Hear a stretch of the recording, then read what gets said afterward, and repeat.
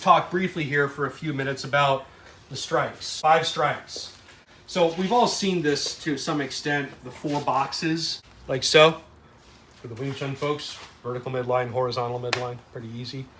1, 2, 3, 4. Same-sided strike, that's a 1. Anything in this 90-degree quadrant is a 1. Anything on this quadrant is a 2. Okay? Anything from here to here is a 3. And anything from here to here is a 4. 5 is any stab. Oh, any 360 degrees. Always think about the corresponding stab. Very important.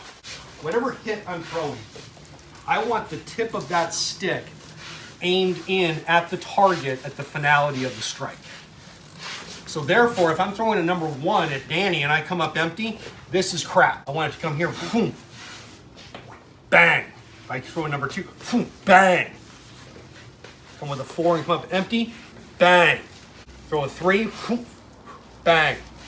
1, it's practical, and 2, it very much helps you to stay in the box. Danny's swinging this sucker, right? It's not, this is not it. No, that's not really it.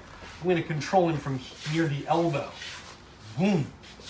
You think about that hand, that's when goofy stuff happens, right? Yeah, but you hold it here, folks, right?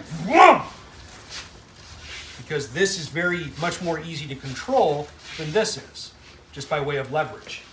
Circle the hit, circle the hit. And when I circle it, it arcs to the target and then recycles immediately. That's why arc is a better word than circle, okay? Because when you can circle and then you have all this negative energy. Once I've either hit the target or missed the target, I bring it right back to fire again. I don't want to waste all this. One thing that also I've mentioned in the past, don't confuse the numbering with a target. That's incorrect. I used to think, oh, 3s and 4s are down here and 1s and 2s are up here. That's nonsense. Empty-handed here, if my hand is here, my target's here, bang, that's a 4. Doesn't have to be down here.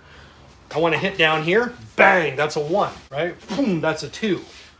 So don't confuse 1s and 2s with high targets and 3s and 4s with low targets. It has to do with where the hit comes from. Last thing I was going to mention, we don't lock out the hits. Why don't we lock out the hits? Most people do. Almost everyone does. One good reason right there, you leave a little bit of gas in the tank. See, if I lock my punch out, it is useless now. I have to reset it. It can't go anywhere. It also is going to allow you maximum flexibility for follow-up shots, particularly those that are not straight ahead of you, because they usually aren't.